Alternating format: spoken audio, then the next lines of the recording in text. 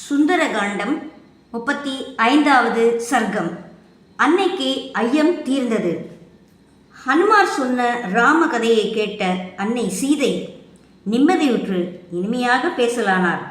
ஓ கவி சிரேஷ்டா, உனக்கு என் பிரபு ராமரோடு எங்கு நட்பு ஏற்பட்டது? இளவலை நீ அறிந்தது எப்படி? நீயோ வானரம், அந்த நர சிரேஷ்டர்களோடு எப்படி நட்பு ஏற்பட்டது? ராம லக்ஷ்மணரின் சரித்திரத்தை மீண்டும் சொல், என் சோகம் தொலையட்டும் என்றார். சீதையின் வார்த்தைகளை கேட்ட ஹனுமார் ராமரின் எழிலை வர்ணிக்க ஆரம்பித்தார்.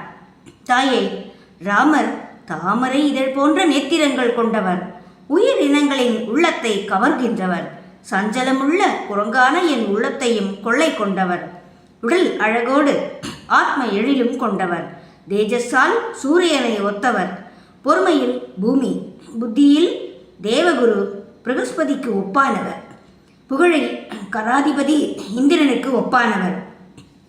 அந்த ராமன் தர்மத்தை பரிபாலிக்கின்றவர், உலகை தர்ம வழியில் நடத்துபவர்.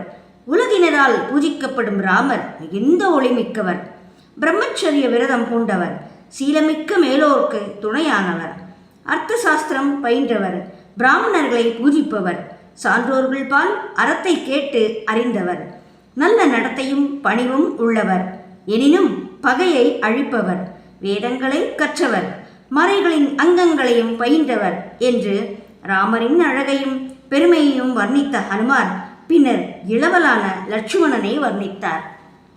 தாயே, சுமித்திரையின் புத்திரனான லட்சுமணன் தோல்வியே அறியாத மா வீரன், உத்தம குணங்களில் ராமருக்கு சமமானவர். இவர்கள் தங்களை தேடிக்கொண்டு வரும்போது ருஷிமுக பர்வதச்சாரரில் தமையன் வாலியால் துன்புற்ற சுக்ரீவனை கண்டார். சுக்ரீவனால் ராமலக்ஷ்மணர்பால் ஏவப்பட்ட நான் அவர்களின் நிலையறிந்து அவர்களை தோளில் ஏற்றி சுக்ரீவனிடம் கொண்டு வந்தேன். ராமருக்கும் சுக்ரீவருக்கும் அன்பால் நட்பு ஏற்பட்டது. மனைவியை பறிகொடுத்த சுக்ரீவனை ராமர் சமாதானம் செய்தார். தங்கள் பிரிவால் வருந்தும் ராமரின் துயரை இளவல் சுக்ரீவனுக்கு சொன்னார். அரக்கன் தங்களை தூக்கிச் சென்றபோது தாங்கள் பூமியில் இருந்த ஆபரணங்கள் வானரங்களின் கையில் சிக்கின. அவற்றை ராமரிடம் காண்பித்தனர். ஆனால் தாங்கள் எடுத்துச் செல்லப்பட்ட இடம் மட்டும் அவர்களுக்கு தெரியவில்லை. தங்கள் நகைகளைக் கண்ட ராமர் தங்களின் பிரிவின் வேகம் தாங்காது மூர்ச்சித்து விழுந்தார். நான் சமாதானம் செய்து எழுப்பி உட்கார வைத்தேன். தாயே, தங்கள் பிரிவினால் பூகம்பத்தால் தாக்கப்பட்ட மலை போல் நிலை குலைந்து நிற்கும் ராமர் ராவண வதம் செய்து தங்களை விரைவில் மீட்பார். ஸ்ரீராமர் வாலிவதம் செய்வதாகவும் சுக்ரீவன் தங்களை தேடி கண்டுபிடிப்பதாகவும் ஒப்பந்தம் செய்து கொண்டனர். அதன்படி வாலி ராமரால் கொல்லப்பட்டான். சுக்ரீவ பட்டாபிஷேகமும் நடந்தது. ராம தூதனாக வந்த நானே ஹனுமான் சுக்ரீவன் வலிமை மிக்க வானரங்களை தங்களை தேடுதல் பொருட்டு எல்லா திசைகளிலும் அனுப்பினான். நானும் என் தோழர்களும் தங்களை தேடி அலைந்தோம். ஜடாயு என்ற பறவை ராமருக்கு செய்த உதவியும் ராம காரியத்தில் அது உயிரை விட்டதையும் சொல்லி புலம்பினோம். அப்போது அங்கு ஓர் பறவை வந்தது. அது ஜடாயுவின் சகோதரன். ஜடாயு பற்றி அறிய ஆவலுற்றது. ராவணன் தங்களை தூக்கிச் சென்ற விவரத்தை சொல்லி ஜடாயு தங்களுக்கு உதவ வந்து ராவணனால் உயிர் துறந்த செய்தியை சொன்னோம். அருணனின் பிள்ளை சம்பாதி அதனை கேட்டு தாங்கள் ராவணனின் இல்லத்தில் இருப்பதாக சொன்னது. அதன் பிறகு நாங்கள் மிகுந்த உற்சாகத்தோடு பயணத்தை தொடர்ந்தோம். கடலின் வடகரைக்கு வந்தோம். சமுத்திரத்தின் விரிவை கண்டு அஞ்சி நின்றனர் வானரர். பிறகு நான் 100 யோஜனை விரிவுள்ள கடலை தாண்டி இங்கு வந்தேன். இரவில் ராவணனின் இலங்கையில் தங்களை கண்டேன். நடந்த அனைத்தையும் சொன்னேன். நான் ராமதூதனே, என்னை நம்புங்கள். ராம லட்சுமணர் இருவரும் க்ஷேமமே. இனி தங்கள் பிரிவால் வருந்தும் வானரங்களுக்கும் நான் தங்களை கண்டதாக சொல்லி மகிழ்விப்பேன். தெய்வத்தின் அருளால் தங்களை கண்டதால் மிக்க புகழ் பெற்றேன் என்று சொல்லி தன் வரலாற்றை சுருக்கமாக சொன்னார். கேணியின் பத்னி அஞ்சனியிடம் வாயு பகவானால் நான் உண்டாக்கப்பட்டேன். பின்னர் ஹனுமார் என்று புகழ் பெற்றேன். அன்னையே, ராமர் தங்களை விரைவில் மீட்பார் என்றார். நம்பிக்கை பெற்ற சீதை மிக மகிழ்ந்தாள். அவள் வதனம் சந்திர பிம்பம் போல் பிரகாசித்தது. ஹனுமாரை அவர் தன்னை குறிப்பிட்டு கொண்டது போல் ஹனுமாரே என்று சீதை உறுதி செய்து கொண்டார். பின்னர் ஹனுமான் தான் விடைபெறும் முன் என்ன செய்ய வேண்டும் என சீதையிடம் கேட்டார். 35வது சர்க்கம் முற்றிற்று. 36வது சர்க்கம் கணையாழி கொடுத்தல். வாயு மைந்தன் அன்னை ஜானகியை மீண்டும் நமஸ்கரித்து ஸ்ரீராமரால் அனுப்பப்பட்ட ராம என்ற முத்திரை பதிக்கப்பட்ட மோதிரத்தை சீதைக்கு காட்டி துக்கத்தை விட்டு வந்த நலனை எண்ணி மகிழச் சொன்னார். சீதையோ தன் பதியான ராமர் கிடைத்தது போல் மகிழ்ந்தான். இந்த விஷயத்தை சொன்ன ராமனை பிறகு சீதை ஹனுமனை போற்றி பாராட்டினார். ஹனுமா, அரக்கர்களால் சூழப்பட்ட இந்த இடத்தை அடைந்த நீயே சூரன். நீயே இடம் காலம் அறிந்து செயல்படும் திறம் மிக்கவன். நீ தர்மம் உபதேசிக்கும் சாஸ்திரத்தை நன்கு அறிந்தவன். 100 யோஜனை விஸ்தீர்ணமுள்ள கடலை கடந்தாய். கடலின் விரிவுக்கும் ராவணனின் பலத்துக்கும் அஞ்சாத நீ சின்ன குரங்கல்ல. ராமரால் அனுப்பப்பட்டதால் நீ என்னோடு உரையாட தகுதி உள்ளவனே. ஸ்ரீராமர் எவரையும் தகுதி பார்த்தே ஒரு காரியத்தில் ஏவுவார். உன் தகுதி அறிந்தே என்னிடம் உன்னை அனுப்பியுள்ளார். ராமரும் இளவலும் தெய்வ அருளால் நலம் என அறிந்து மகிழ்ந்தேன். என் பிரிவால் ஸ்ரீராமர் கலங்காதிருக்கிறாரா? என்னை மீட்கும் பணியில் ஈடுபட்டுள்ளாரா? மனக்குழப்பமின்றி காரியத்தில் ஈடுபடுகிறாரா? நட்பு, இனிய பேச்சு இவற்றோடு சத்துருக்களை வெல்லும் உபாயங்களை கை கொண்டிருக்கிறாரா? நல்ல நண்பர்களை பெற்றுள்ளாரா? புருஷ பிரயத்தனமும் தெய்வ அனுகிரகமும் உடையவராக இருக்கிறாரா? என்மேல் சந்தேகப்படாமல் இருக்கிறாரா? துக்கத்தால் மெலிந்து விடாமல் இருக்கிறாரா? கௌசல்யை, சுமித்ரை, பரதன் இவர்களின் க்ஷேம சமாசாரங்கள் அடிக்கடி கேட்கப்படுகிறதா?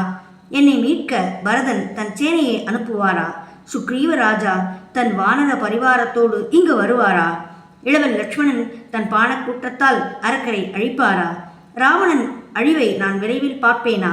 என் பிரபு ராமரின் சரித்திரம் என் காதில் பட்டுக்கொண்டிருக்கும் வரை நான் உயிரோடு இருப்பேன் என்று பேசி முடித்து மீண்டும் ஹனுமன் பேசுவதை எதிர்பார்த்திருந்தார் அன்னை. ஹனுமன் சொன்னார், அன்னையே, தாங்கள் இங்கிருப்பதை அறியாததால் தான் தங்களை மீட்க தாமதமாயிற்று. நான் சென்று தங்கள் நிலைமையை சொன்னவுடன் வானரப்படையோடு ராமர் இங்கு வரப்போகிறார். கடல் தாண்டி இங்கு வந்து அரக்க இனத்தை பூண்டோடு அழிப்பார். வெகு சீக்கிரத்தில் தாங்கள் இந்திரன் போன்ற ஒளியோடு ராமரை பார்க்கப் போகிறீர்கள். உணவை வெறுத்துவிட்ட ராமர் எங்கள் வற்புறுத்தலுக்காக காய் கிழங்குகளை சாப்பிடுகிறார். தங்களிடமே மனதை வைத்துள்ளதால் தன்மேல் மொய்க்கும் ஈக்கள், கொசுக்கள், ஊரும் புழு பூச்சிகளையும் பாம்புகளையும் கூட உணர்வதில்லை. தங்கள் பால் கொண்ட வேட்கையால் தங்களை அன்றி வேறு எதனையும் அவர் நினைப்பதில்லை. தூக்கமும் அவருக்கு அரிது. அப்படியே உறங்கினாலும் சீதே என்று கூவிக்கொண்டு விழித்துக் கொள்கிறார். ஹனுமார் சொன்ன ராம விருத்தாந்தத்தை கேட்ட சீதை ராமரின் துக்கத்துக்கு ஒப்பான துக்கத்தை அடைந்து மேகங்களால் சூழப்பட்ட சந்திரனின் குன்றிய ஒளியில் தோன்றும் இரவு போல் ஆனார். 36வது சர்க்கம் முற்றிற்று. சுந்தரகாண்டம் 37வது சர்க்கம். பேருருவம் காட்டிய பவனசுதன்.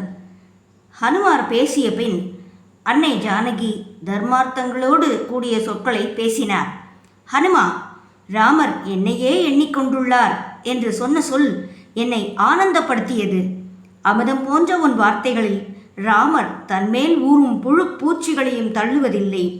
அப்படி தங்கள் நினைவால் உடலையே மறந்தார் என்று சொன்னது அமுதில் நஞ்சு கலந்தது போல் இருந்தது. தெய்வம் அவரவர்கள் வினைப்படியே சுக துக்கங்களை ஊட்டுகின்றது. மனிதர் தெய்வ பலத்தை தடுக்க முடியாது. என் பிரபு அரக்கரை அழித்து என்னை எப்போதும் மீட்கப் போகிறார். இந்த ஆண்டு முடிவதற்குள் ராகவன் வந்து என்னை மீட்க வேண்டும். தவறினால் நான் உயிரோடு இருக்க மாட்டேன். ராவணன் தந்த கெடுவில் 10 மாதங்கள் முடிந்து விட்டன. இன்னும் 2 மாதங்களே உள்ளன.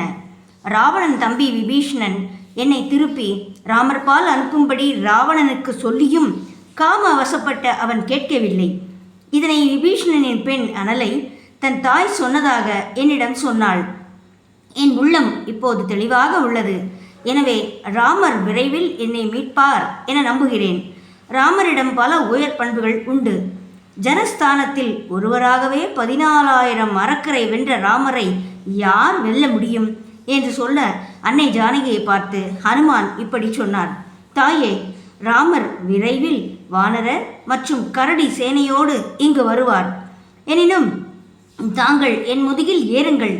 இப்போதே தங்கள் துக்கத்தை தீர்க்கிறேன். தங்களை ராமரிடம் சேர்த்து விடுகிறேன். யார் முயற்சித்தாலும் என்னை தடுக்க முடியாது.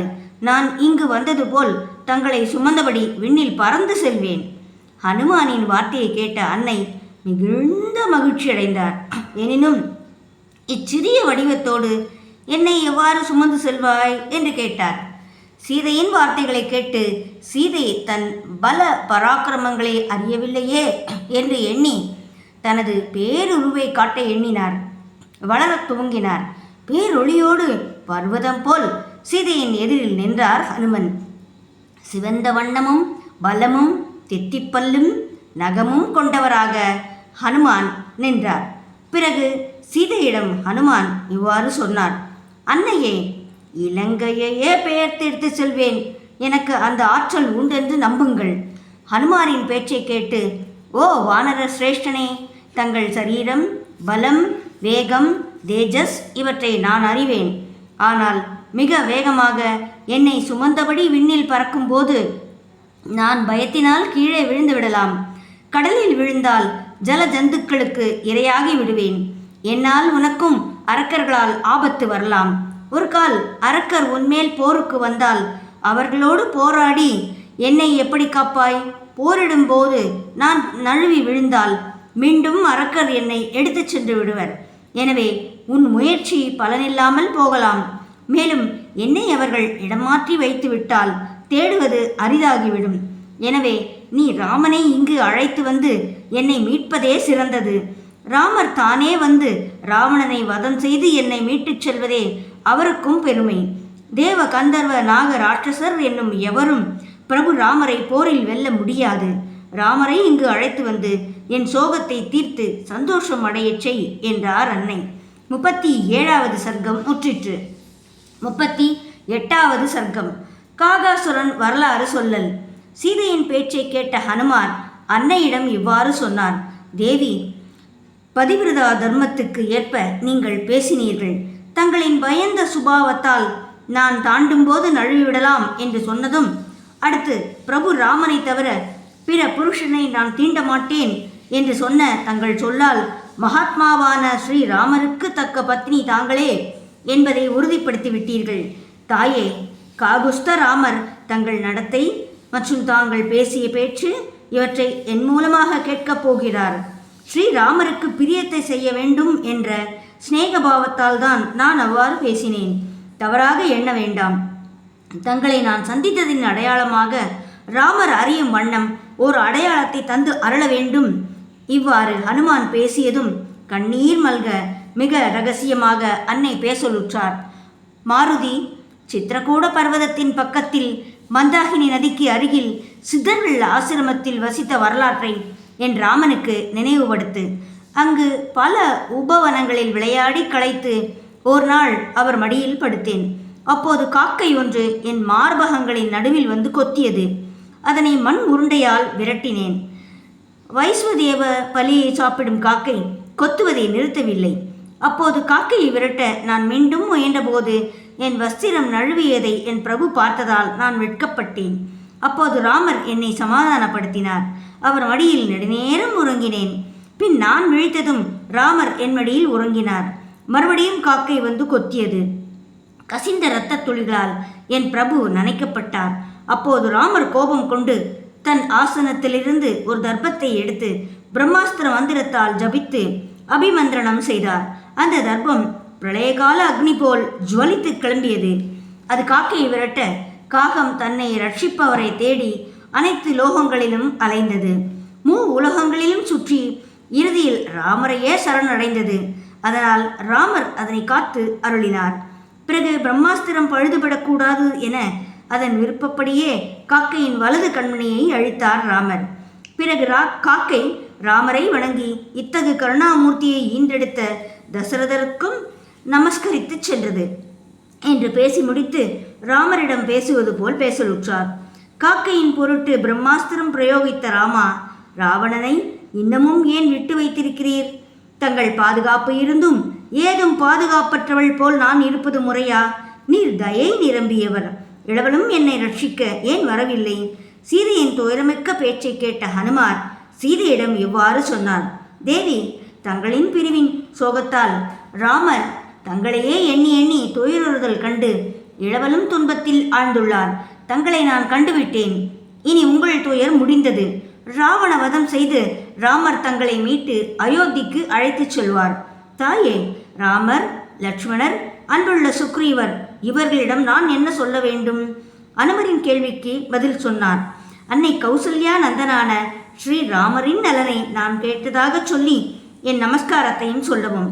தர்மாத்மாவும் உத்தம சுகங்களை தியாகம் செய்து அன்னை தந்தையாக என்னையும் ராமரையும் எண்ணி எங்களை வனத்தின் பின்தொடர்ந்து வந்தவருமான இளவல் என் மாமனாருக்கு சமமானவர். அதிகம் பேசாமல் எப்போதும் காரியத்தில் ஈடுபடுபவர். லட்சுமணனை என் பிரபு ராமர் தன் தந்தைக்கு ஒப்பாகவே மதித்தார். அப்படிப்பட்ட லட்சுமணரிடம் நான் க்ஷேமம் விசாரித்ததாக சொல்லவும், என் துயரை துடைக்கச் சொல்லவும். ஹனுமா, உன்னால் ஆர்வம் கொண்டு ராமர் என்னை மீட்கும் பணியில் ஈடுபட வேண்டும் என்று சொல்லி சீதை தன் வஸ்திரத்தில் இருந்த மங்களமான தலை ஆபரணமான சூடாமணியை ராமர்பால் அடையாளமாக சேர்ப்பிக்கும்படி ஹனுமனிடம் தந்தார். ஹனுமார் அதனை பெற்று சீதைக்கு வலம் வந்து நமஸ்கரித்து அப்போதே ராமரை அடைந்து விட்டதாக நினைத்தார். சூடாமணியை தாங்கிய ஹனுமார் மனக்கவலை நீங்கி புறப்பட தயாரானார். 38வது சர்க்கம் முற்றிற்று. சுந்தரகாண்டம் 39வது சர்க்கம். ஹனுமார் சீதையை சமாதானம் செய்தல். சீதை சூடாமணியை ஹனுமனிடம் தந்துவிட்டு, ஹனுமா, ஸ்ரீராமர் இதை பார்த்ததும் என் தாய், ராஜாவான தசரதர், நான் என எங்கள் மூவரையும் நினைப்பார். என் துக்கத்தை எப்படி போக்க முடியுமோ அதனை யோசித்து நீயே என் துக்கத்தை தீர்க்க வேண்டும் என்றார். ஹனுமாரும் தாம் அப்படியே செய்வதாக உறுதியளித்து நமஸ்கரித்து புறப்பட்டார். ஹனுமார் புறப்படும்போது ராம லட்சுமணருக்கு நான் அவர்களை விசாரித்ததாக சொல். சுக்ரீவன் முதலான பெரியோர்களையும் வானரங்களையும் நான் நலம் விசாரித்ததாக சொல். உனது உற்சாகமான வார்த்தைகளால் ராமரின் பௌருஷம் வளரும் என்று சொன்னார் அன்னை சீதை. சீதையின் பேச்சை கேட்ட ஹனுமார் சீதையிடம் இவ்வாறு சொன்னார். தாயே, வானர சைன்யத்தோடு ராமர் இங்கு விரைவில் வரப்போகிறார். சூரியனையும் இந்திரனையும் சூரிய புத்திரன் இமயனையும் யுத்தத்தில் எதிர்கொள்ளும் ஆற்றல் ராமருக்கு உண்டு. ஸ்ரீராமருக்கு ஜெயம். கவலை வேண்டாம் அன்னையே. ஹனுமாரின் சத்திய வசனத்தை கேட்ட சீதை ஹனுமாரின் வார்த்தைகளை பெருமையாக எண்ணினார். விடைபெற்று புறப்பட்ட ஹனுமாரை திரும்ப திரும்ப பார்த்தபடி சீதை, ஹனுமா, நீ விரும்பினால் ஒரு நாள் தங்கிச் செல்லலாமே. அதுவரையேனும் நான் துக்கம் தீர்ந்தவளாக இருக்கலாமே. நீ சென்ற பிறகு மீண்டும் என்னை கவ்வும் சோகத்தால் என் உயிர் நீடிக்குமா என்பது சந்தேகமே. ஹரிசிரேஷ்டா, தாண்ட முடியாத இந்த கடலை ராம லட்சுமணர்களும் குரங்கு கரடி சேனைகளும் எவ்வாறு கடக்கும்? எனவே எடுத்த காரியத்தை முடிக்கும் திறமிக்க நீயே இதற்கொரு ஆலோசனை செய்ய வேண்டும். உன் ஒருவனால்தான் இக்காரியம் நிறைவேறும். வெற்றியும் கிட்டும். உனக்கு புகழ் வந்து சேரும். ராமரால் நான் மீட்கப்பட்டு அயோத்திக்கு அழைத்து செல்லப்பட்டால்தான் எனக்கும் பெருமை, ஸ்ரீராமருக்கும் கீர்த்தி. எனவே இதற்கு ஏற்றபடி நீ காரியம் செய்ய வேண்டும். சீதையின் பொருள் பொதிந்த வார்த்தைகளை கேட்டு ஹனுமான் இவ்வாறு சொன்னார்.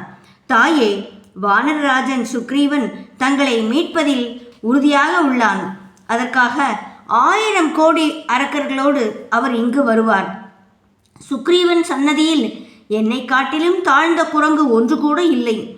நானே இங்கு வந்திருக்கிறேன் என்றால் அவர்கள் வர தடை என்ன?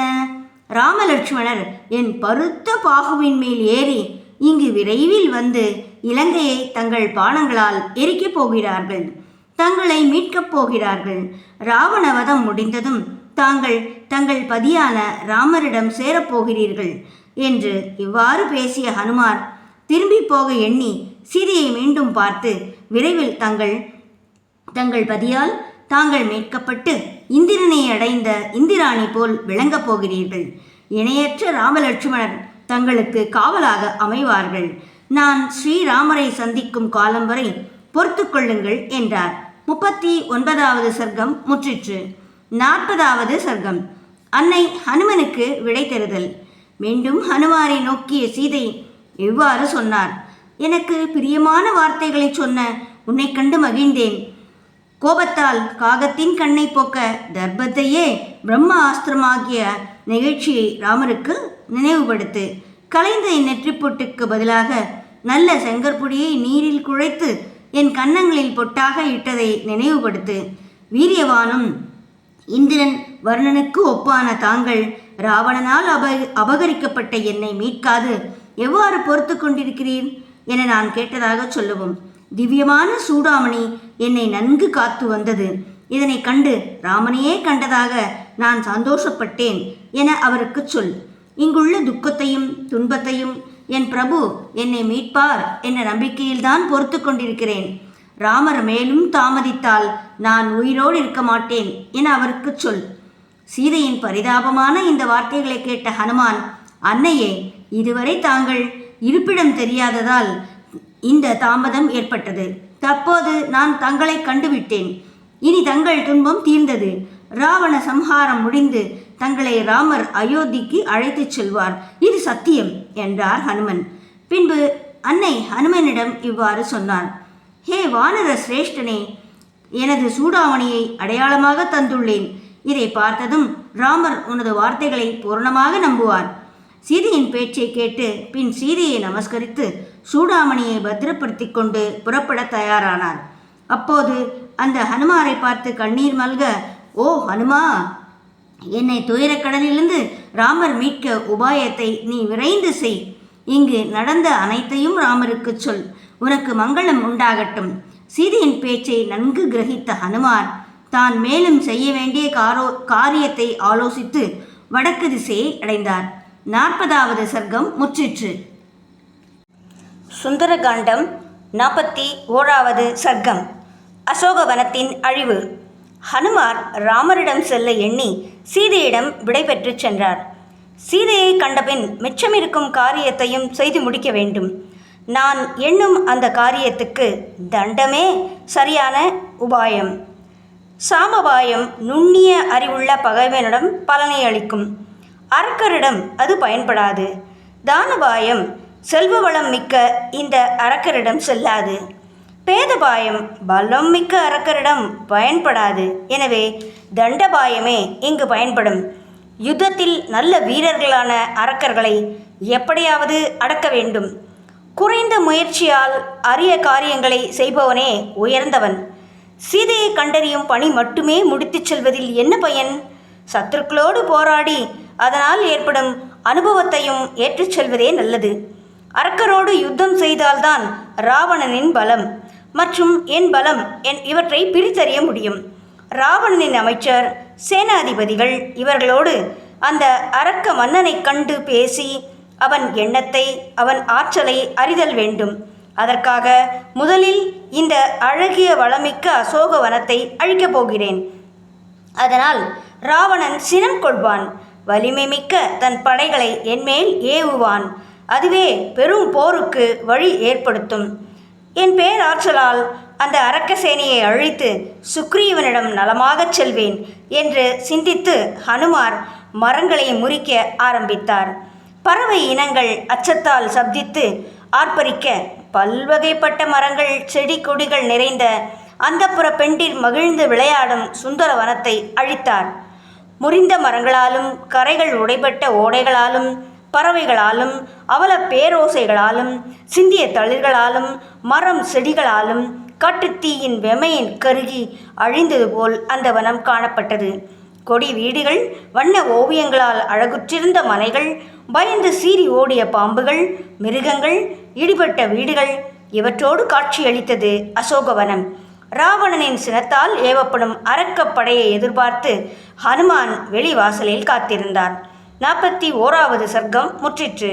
42வது சர்க்கம். கிங்கரரை அழித்தல்.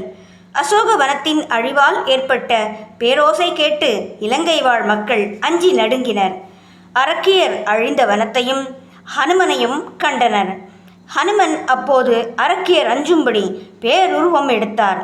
அந்த பயங்கர வடிவை கண்ட அரக்கியர் சீதையிடம், இவன் யார்? என்ன பேர்? யாருடைய ஆள்? எந்த தேசம்? பயமின்றி எங்களுக்கு சொல் என்று கேட்டனர். எனக்கென்ன தெரியும்? நினைத்த வடிவெடுக்கும் அரக்கனோ இவன் என எண்ணி நானும் அஞ்சுகிறேன். என்று சீதை சொன்னதை கேட்டு ராவணனுக்கு சொல்ல அரக்கியர் சிலர் ஓடினர். அவையில் அரக்க மன்னனுக்கு பயந்தபடி அரக்கியர் சிலர் பயங்கரமான வடிவமும் பராக்கிரமமும் கொண்ட குரங்கொன்று அசோகவனத்தில் சீதையிடம் பேசிக்கொண்டிருக்கிறது. சீதை அந்த குரங்கு யார் என சொல்ல மறுக்கிறாள். இந்திரன் தூதனோ குபேரன் தூதனோ அல்லது சீதையின் பொருட்டு ராமனால் அனுப்பப்பட்டவனாகவோ இருக்கலாம் என்றது அந்த வானரம். அந்த குரங்கால் தங்களுக்கு மிக விருப்பமான அந்த வனம் அழிக்கப்பட்டது. சீதை உள்ள இடமட்டிலும் அழியவில்லை. தாங்களே விரும்பும் இந்த அரிய சீதையிடம் பேச அஞ்சாத அந்த குரங்கை தண்டிக்க தாங்கள் உத்தரவிட வேண்டும். அரக்கியரின் பேச்சை கேட்ட ராவணன் சினத்தால் நெருப்பென ஜொலித்தான். ஹனுமானை அடக்க அரக்கர்களுக்கு உத்தரவிட்டான் அரக்க மன்னன். கோரமான வலிமை மிக்க அரக்கர் 10,000 பேர் ஆயுதங்களை தாங்கி அசோகவனம் சென்றனர். கோபுர வாசல் படியில் அமர்ந்திருந்த வானர சிரேஷ்டனை கண்டு விளக்கில் விழும் விட்டில் போல் ஹனுமான் மேல் பாய்ந்தனர். ஹனுமானோ ஆர்ப்பரித்து தோளை தட்டினார். அந்த பேர் ஒளியால் வானில் திரிந்த பறவைகள் தரையில் விழுந்தன. அப்போது ஹனுமார் வந்த அரக்க சேனையை கண்டு இவ்வாறு சொன்னார்: இணையற்ற வலிமை கொண்ட என் ராமர் உத்தமர்களில் உத்தமர். அவர் இளமல் லக்ஷ்மணனோடு வீரத்தில் சிறந்து விளங்குபவர். அந்த பெருமை மிக்க ராமருக்கு நான் தாசன். ஹனுமான் என்பது என் பெயர். வாயுவின் மைந்தனான நான் சத்துருக்களை அழிக்கப் போகிறேன். என் ஆற்றலுக்கு 1000 ராவணர்களும் ஒப்பாகார். நான் வந்த காரியத்தை முடித்துவிட்டு செல்வேன் என்றார். ஹனுமனின் பெருத்த சப்தத்தால் அரக்கியர் பயந்தனர். வந்த அரக்கர் படை ஹனுமனை ஆயுதங்களோடு சூழ்ந்து கொண்டது. அப்போது ஹனுமன் கோபுரத்தில் இருந்த பெரிய இரும்பு தாட்பாலை எடுத்து அந்த அரக்கர்களை தாக்கினார். வந்த வீரர்களை போரில் அழித்து மேலும் வரும் வீரர்களுக்காக கோபுர வாசலில் காத்திருந்தார். தப்பி ஓடிய அரக்கியர் சிலர் ஹனுமானால் விளைந்த கேட்டினை அரக்க மன்னனுக்கு தெரியப்படுத்தினர். அதை கேட்டு சினந்த ராவணன் பிரகஸ்தனுடைய ஆற்றல் மிக்க சேனையை போருக்கு அனுப்பினான். 42வது சர்க்கம் முற்றிற்று. 43வது சர்க்கம் சைத்திய மண்டபத்தை அழித்தல். கிங்கரர்களை வதைத்த ஹனுமான் மனம் ஒன்றி சிந்திக்கலானார். அசோகவனம் அழிக்கப்பட்டது. இப்போது அரக்கர்களின் குல தெய்வத்தின் ஆலயமான சைத்திய மண்டபத்தையும் அழிக்கிறேன் என்று சொல்லி அந்த மண்டபத்தின் மேல் தாவினார். தான் ஏறிய மண்டபத்தை இடித்து தள்ளி பர்வதம் போல் நின்றார் மாருதி. பின்னர் பேருரு கொண்டு தோள் தட்டி ஆர்ப்பரித்தார். பட்சிகளும் காவலரும் அந்த சத்தத்தை கேட்டு நடுங்கினர். புண்ணியாத்மாவான ஸ்ரீராமரின் தாசன் நான். ஹனுமன் என்பது என் பெயர். கல்லும் தருக்களுமே எனக்கு ஆயுதங்கள். 1000 ராவணரும் எனக்கு இணையாகார். நான் வந்த காரியத்தை முடித்துக்கொண்டு அரக்கர் பார்த்து கொண்டிருக்க திரும்பிச் செல்வேன் என்று சொல்லியபடி அரக்கர்கள் அச்சத்தால் நடுங்க கர்ஜித்தார். அந்த சிம்மநாதத்தை கேட்டு அந்த கோவிலை காப்போர் ஆயுதங்களால் அவரை தாக்கினர். சினம் கொண்ட ஹனுமார் தங்கத்தால் ஆன கோவில் தூணை பற்றி இழுத்தார். அதனை சுழற்றினார். அப்போது ஏற்பட்ட நெருப்பால் கோவிலும் கோபுரங்களும் எரிந்து போயின. அப்போது விண்ணில் எம்புகின்ற ஹனுமார் இவ்வாறு பேசினார்: சுக்ரீவராஜனின் ஆளுகைக்கு உட்பட்ட என் போன்ற 10,000கணக்கான வானர வீரர்கள் அன்னை ஜானகியை தேட ஏவப்பட்டனர். அவர்கள் வலிமை மிக்க யானைக்கும் வாயுவுக்கும் சமமான ஆற்றல் மிக்கவர்கள் பலர். பற்கள் நகங்கள் இவற்றை ஆயுதமாக கொண்டவர்களான 10,000 குரங்குகளால் சூழப்பட்ட சுக்ரீவன் உங்களை அழிக்க வருவான். ராவணனோடு அழியத்தான் போகிறீர்கள் என்று ஆர்ப்பரித்தார். 43வது சர்க்கம் முற்றிற்று. 44வது சர்க்கம் ஜம்புமாலியை வதைத்தல். பிரகஸ்தனின் பிள்ளை ஜம்புமாலி ராவணனால் ஏவப்பட்டு யுத்தத்திற்கு வந்தான். கோரை பற்களோடு பயங்கரமான உருவம் கொண்ட அவன் மிகுந்த சினத்தோடு ஒரு பர்வதம் போல் நடந்து வந்தான். வலிமை மிக்க அவன் பெருமை மிக்க வில்லொன்றில் நான் ஏற்றினான். அதன் ஓசை திசைகளெல்லாம் பரவி நடுங்கச் செய்தது. ஜம்புமாலியை கண்ட ஹனுமார் அவன் இழவலோடு போரிடுதல் தகும் என எண்ணினார். வனத்தில் நுழையும் போதே பிரகஸ்தன் ஹனுமார் மேல் பல பானங்களை எய்தான். பானங்கள் பட்டு ஏற்பட்ட இரத்த கசிவால் மாருதி பார்ப்பதற்கு சிவந்த தாமரையொன்று விண்ணில் மலர்ந்தது போல் காணப்பட்டார். சினம் கொண்ட ஹனுமன் ஒரு பெரும் பாறையை பெயர்த்து ஜம்புமாலி மேல் எறிய அவன் தன் பானங்களால் அதனை உடைத்தான். பிறகு ஓர் அச்சமரத்தை சுழற்றி பிரகஸ்தன் மேல் எறிய அதனையும் அவன் தன் பானங்களால் துண்டித்து ஹனுமானின் தோளிலும் மார்பிலும் பல பானங்களை செலுத்தி துன்புறுத்தினான். அதனால் சீற்றமடைந்த மாருதி அருகில் இருந்த இரும்பு உலக்கையை அவன் மீது பலமாக வீசினார். அதனால் தாக்கப்பட்ட ஜம்புமாலி தன் வில், அம்புகள், தேர் இவற்றை இழந்து பூமியில் விழுந்து மடிந்தான். தன் வலிய சேனையோடு ஜம்புமாலி இறந்தது கேட்ட ராவணன் அனல் கக்கும் விழிகளோடு தன் அமைச்சர்களின் பிள்ளைகளை போருக்கு அனுப்பி கேடு விளைவித்த அந்த வானரத்தை கட்டி இழுத்து வாருங்கள் என கட்டளையிட்டான். 44வது சர்க்கம் முற்றிற்று. சுந்தரகாண்டம் 45வது சர்க்கம். மந்திரி குமாரர்களை அனுமன் கொன்றது. மிக்க ஒளியும் வீரமும் மிக்க 7 மந்திரி குமாரர்களும் ராவணனின் கட்டளையை ஏற்று போருக்கு புறப்பட்டனர். அஸ்திர வித்தையில் தேர்ந்தவர்களும் இணையற்ற பராக்கிரமம் உடையவர்களுமான இவர்கள் ஏராளமான படைகளோடும் கம்பீரமான பெரிய ரதங்களில் ஆர்ப்பரித்து கொண்டும் ஸ்வர்ணமயமான விற்களை ஏந்தியவராய் போருக்கு கிளம்பினர். உற்சாகத்தோடு தோரண வாயிலை அடைந்தனர். பயங்கரமான சப்தத்தோடு பானங்களை சொரிந்தபடி வானர சிரேஷ்டனை சூழ்ந்து கொண்டனர். அரக்கர்களால் செலுத்தப்பட்ட பானங்கள் உடலில் தைக்க நின்ற அனுமான் வானத்திலிருந்து விழுந்த மழைத்தாரைகளால் சூழப்பட்ட பர்வதம் போல் காணப்பட்டார். வீறு கொண்டு விண்ணில் ஏம்பித் திரிந்து ஹனுமார் மந்திரி குமாரர்களின் ஆற்றல்களை அழித்தார். விண்ணில் இருந்தபடியே வியக்கத்தக்க யுத்தத்தை செய்தார் ஹனுமார். தமது கர்ஜனையால் அரக்க சேனை அஞ்சி நடுங்கும்படி செய்தார். அவர்கள் நடுவில் பாய்ந்து தன் வலிய கரத்தால் அரைந்து சிலரையும், கால்களால் உதைத்து மிதித்து சிலரையும், முஷ்டியால் மோதி சிலரையும், நகங்களால் கீறி சிலரையும், மார்பில் குத்தி சிலரையும் ஆக பல்லாயிரக்கணக்கான அரக்கர்களை தரையில் விழச் செய்தார். மந்திரி புத்திரர்கள் இறந்தது கண்டு மீதி இருந்த சேனைகள் தலை தெறிக்க பயந்து ஓடின. யானைகளும் குதிரைகளும் பயத்தால் கத்தியபடி தரையில் வீழ்ந்தன. கட்டியிருந்த கொடியும் குடையும் சிதறிய ரதங்கள் முறிபட்டு தரையில் வீழ்ந்தன. எங்கும் குருதி புனல் பெருகியது. இலங்கையே அலறியது. அடுத்து வரும் படைகளுக்காக தோரண வாயிலில் மாருதி காத்திருந்தார். 45வது சர்க்கம் முற்றிற்று. 46வது சர்க்கம். பஞ்ச சேனாதிபதியர் வதம். கபி சிரேஷ்டரான அனுமனால் மந்திரி குமாரர்கள் கொல்லப்பட்டதால் கலங்கிய ராவணன் தன் கலக்கத்தை காட்டிக்கொள்ளாமல் விருபாஷன், யபாஷன், துர்தரன், பிரகசன், பாசகர்ணன் என்ற பெயருள்ள வலிமையும் அரிய ஆற்றலும் அனுமனை வெல்வதில் ஆர்வமும் உள்ள போரில் வல்ல தன் பஞ்ச சேனாதிபதியரை யுத்தத்திற்கு ஏவினான். காட்டில் வசிக்கும் அந்த குரங்கின் செயலை பற்றி கேள்விப்பட்ட நான் அதனை ஒரு எளிய குரங்காக நினைக்கவில்லை. எனவே இடம் காலம் அறிந்து செயல்படுங்கள். நம்மை அழிக்க இந்திரன் தன் தவ வலிமையால் இதனை உண்டாக்கியிருக்கலாம். ஏனெனில் நாக, யக்ஷ, கந்தர்வ, தேவ, அசுர, ரிஷிகணங்கள் என்னால் வெல்லப்பட்டவர்கள். எனவே அவர்கள் நமக்கு தீங்கு செய்ய முனைந்திருக்கலாம். எப்படியும் அந்த குரங்கை கட்டி இழுத்து வாருங்கள். சுக்ரீவன், வாலி, ஜாம்பவான், நீலன், திவிவிதன் முதலியவர்கள் யாரும் இங்கு வந்துள்ள இந்த வானரத்திற்கு எந்த வகையிலும் இணையானவர்கள் அல்ல. விழிப்பும் முயற்சியும் கொண்டு போர் செய்யுங்கள். யுத்தத்தில் வெற்றி நிச்சயம். ராவணனின் பேச்சை கேட்டு சேனாதிபதிகள் நெருப்பென கனன்றபடி ஆரவாரத்தோடு போருக்கு புறப்பட்டனர். அவர்கள் பின் சேனை திரண்டு சென்றது. ஒளிமிக்க சூரியனைப் போல் ஜுவலித்து கொண்டு பேருரு கொண்டு மலையென நின்ற ஹனுமனை அவர்கள் கண்டனர். பின் எல்லா திசைகளிலிருந்தும் ஆயுதங்களோடு அவரை அரக்கர் சூழ்ந்து கொண்டனர். துர்தரன் வலிமை மிக்க 5 பானங்களை ஹனுமனின் சிரத்தை நோக்கி செலுத்தினான். அதனால் அடிபட்ட ஹனுமன் சிற்றத்தால் கர்ஜித்தபடி விண்ணில் எம்பினார்.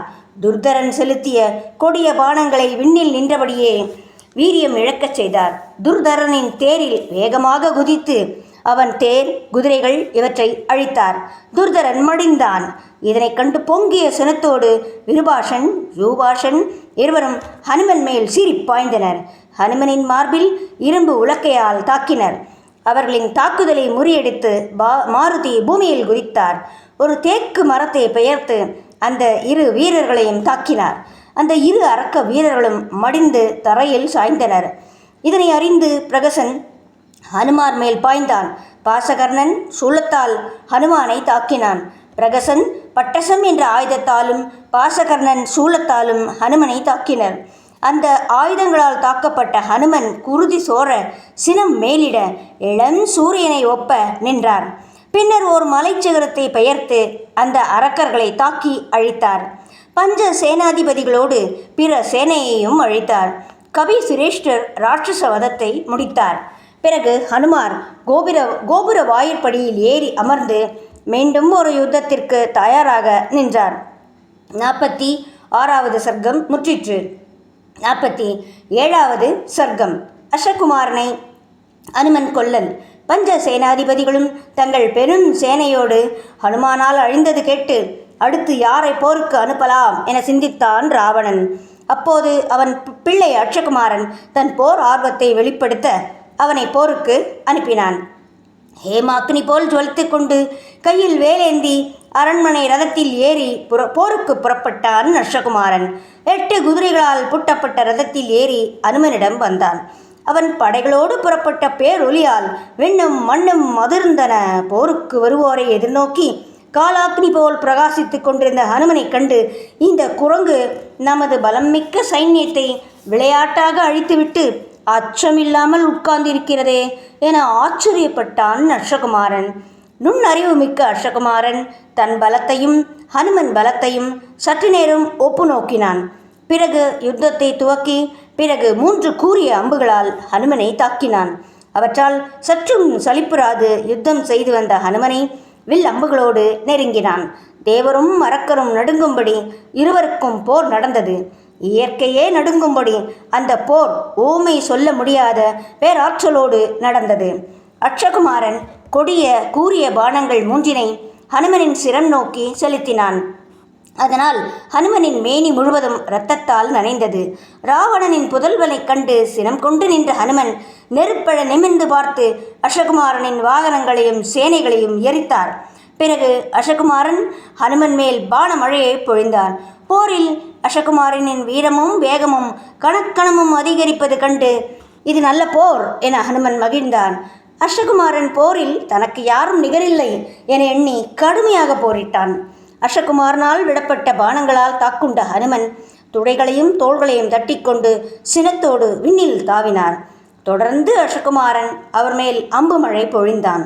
ஹனுமன் அவை தம்மையும் தாக்காதவாறு சாமர்த்தியமாக தப்பினார். மேலும் தம் தோள்களில் அக்ஷகுமாரன் அம்புகள் தாக்கவே ஹனுமன் சிறுவனாயினும் இவனது யுத்த தேர்ச்சி அரியது. தேவ ரிஷிகணங்களும் இவன் போர்க்கலையை கண்டு வெச்சுவார்கள். அச்சமின்றி என்னை எதிர்த்து யுத்தம் செய்யும் இவன் வீரமும் வளர்ந்து கொண்டே வருகிறது. இவனை அலட்சியம் செய்யாது கொன்றே ஆக வேண்டும் என எண்ணி அவன் வலிமை மிக்க ரதத்தை தன் கைகளால் அறைந்து அழித்தார். அக்ஷகுமாரன் அந்த தேரினை விட்டு ஆயுதங்களோடு விண்ணில் பாய்ந்தான். வாயு மைந்தன் சரியான சமயம் அறிந்து அக்ஷகுமாரனின் கால்களை பற்றி அவனை சுழற்றி தரையில் அடித்து தேய்த்து பூமியில் எறிந்தார். அக்ஷகுமாரன் அங்கங்கள் சிதற தரையில் வீழ்ந்து இறந்தான். தேவர் முதல் அனைவரும் அனுமனை வியப்போடு பார்த்தனர். வீரனான அக்ஷகுமாரனை கொன்று உற்சாகத்தோடு ஹனுமன் மறுபடியும் வாயிற்படியில் மேல் மிருத்யு தேவனை போல் நின்றிருந்தார். 47வது சர்க்கம் முற்றிற்று. சுந்தரகாண்டம் 48வது சர்க்கம். பிரம்ம அஸ்திரத்திற்கு கட்டுப்பட்டது.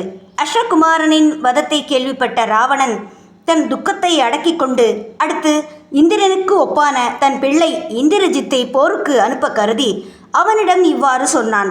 மகனே இந்திரஜித், நீ அஸ்திர வித்தையில் ஒப்பற்றவன். பிரம்மாவின் அருளால் நீ பிரம்மாஸ்திரம் பெற்றவன். ஹரிஹராதிகளும் உன் பேராற்றலுக்கு முன் நிற்க முடியாது. தோள் வலிமையும் தவ வலிமையும் கொண்டவன் நீ. இடம் காலம் இவற்றை அறிந்து செயல்படும் அறிவு நுட்பம் உடையவன். உன் பலம் மூலகும் அறியும். எல்லா வகையிலும் நீ எனக்கு இணையானவன். கிங்கரர்கள் பலர் அந்த வானரத்தால் கொல்லப்பட்டனர். ஜம்புமாலியும் மந்திரி குமாரர்களும் பஞ்ச சேனாதிபதிகளும் கொல்லப்பட்டனர். நமது அன்புக்குரிய அக்ஷகுமாரனும் கொல்லப்பட்டான். வலிமை மிக்க அந்த வானரத்தை வெல்லும் வகையை அறிந்து செயல்படு. உன் பலமும் மாற்றார் வலிவும் அறிந்து செயல்படு. ஹனுமாருடன் நீ செய்யும் போரில் எச்சரிக்கையோடு உன்னை பாதுகாத்து கொண்டு போர் செய். சிறுவனான உன்னை போருக்கு அனுப்புவது முறையல்ல. எனினும் தன்னை சேர்ந்தவர் இருக்கும்போது தலைவனே முதலில் செல்வது ராஜ தர்மம் அல்ல. எனவே உன்னை அனுப்புகிறேன். தந்தை சொன்ன வார்த்தைகளை கேட்ட இந்திரஜித் தந்தையை வலம் வந்து நமஸ்கரித்து பருவகால சமுத்திரம் போல் பொங்கி போருக்கு புறப்பட்டான். பயங்கரமான 4 சிங்கங்கள் பூட்டிய தேரில் ஏறி சிறந்த வீரனான இந்திரஜித் அனுமார் உள்ள இடத்திற்கு புயல் என வந்தான். இந்திரஜித்தின் தேரின் ஒலி, நான் ஒலி, வில்லினை அசைத்தபோது ஏற்பட்ட ஒலி இவற்றை கேட்டு இந்திரஜித்தையும் கண்டு மாருதி மிகுந்த சந்தோஷப்பட்டார். இந்திரஜித் யுத்தத்தை துவக்கிய போது திக்குகள் கலங்கின, உயிரினங்கள் பீதியில் அலறின. நாக, ரிஷர், மகரிஷிகள், கோள்கள், சித்தர், பறவை கூட்டங்கள் விண்ணில் நின்று மகிழ்ச்சியால் ஆர்ப்பரித்தனர். ஹனுமார் போர் செய்யும் உற்சாகமான வேகமாக வளர்ந்தார். இருவருக்கும் போர் மூண்டது. இந்திரஜித்தின் கடுமையான பானங்களின் தாக்குதலுக்கு தப்பி வாயு வேகத்தில் விண்ணில் சஞ்சரித்தார் மாருதி. இந்திரஜித் பல்வகைப்பட்ட கொடிய பானங்களை மழையென கொட்டினான். இந்திரஜித்தின் தேர், மத்தளம், பேரி இவற்றின் பேரொளியை கேட்டு மீண்டும் விண்ணில் எம்பினார். இந்திரஜித்தின் பானங்களுக்கு அஞ்சாது எதிர் நின்றார். கண்டார் வியக்கும் வண்ணம் கடும் போர் நடந்து வந்தது. இந்திரஜித்தும் ஹனுமாரும் ஒருவரை ஒருவர் வெல்லும் உபாயம் அறியாது தவித்தனர். தான் செலுத்திய பல அஸ்திரங்கள் பயனற்று போகவே சற்றே சிந்தித்து ஹனுமன் மேல் பிரம்ம அஸ்திரத்தை செலுத்தினான் ராவணபுத்திரன். பிரம்ம அஸ்திரத்தாலும் கொல்ல முடியாத அந்த ஹனுமனை இந்திரஜித் பிரம்ம அஸ்திரத்தால் பந்தித்தான். கட்டப்பட்ட மாருதி பிரம்ம அஸ்திரத்திற்கு ஒரு முகூர்த்த காலம் கட்டுப்பட தீர்மானித்தார். பிரம்ம அஸ்திரத்திலிருந்து தன்னை விடுவித்துக் கொள்ளும் சக்தி இருந்தும் பிரம்மதேவர் ஒரு முகூர்த்த காலம் தனது அஸ்திரத்தை பொறுத்து கொள்ள கட்டளையிட்டதனை நினைத்து அமைதியானார். அரக்க மன்னனிடம் நேரில் பேசுவதற்கு இந்த கட்டு பயன்படும், எனவே நான் பிடிபடுதலே நல்லது என எண்ணி அமைதியானார் ஹனுமன். அதனை கண்டு அரக்கர் பலர் சணல் கயிறுகளால் ஹனுமனை கட்டினார்கள்.